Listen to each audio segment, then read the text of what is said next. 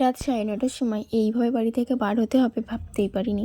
Hi everyone, আমি শামিমা চলে এসেছি তোমাদের সামনে নতুন একটা ভিডিও নিয়ে। তো সেদিন ছিলাম একটা রিলেটিভের বাড়িতে, আর হঠাৎ করে প্ল্যানিং করলাম চলো কোথাও একটা ঘুরে আসি, কারণ অনেক বোর হয়ে যাচ্ছি। তো যেমন কথা তেমন কাজ, রেডি সেডি হয়ে চললাম ঘোষবাড়িতে। পৌঁছাতে প্রায় 10টা বেজে গেছিলো, যার কারণে কোনো ভলেন্টিয়ার্স ছিল না। আমরা বাইকটা নিয়ে সোজা ঘোষবাড়ির মধ্যে এন্ট্রি করলাম।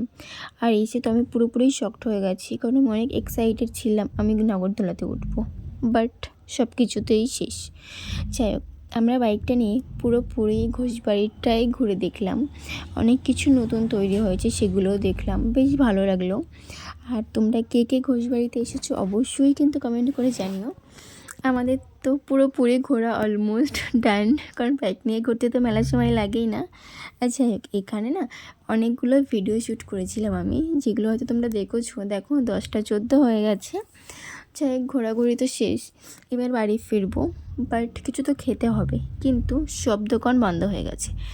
একটা ফুচকার দোকান পেয়েছি, সেখান থেকে ফুচকা খেয়ে দেখো 10টা 52, এখন চললাম বাড়ি ফেরার উদ্দেশ্যে। তো কেমন লাগলো ভিডিওটা অবশ্যই জানিও।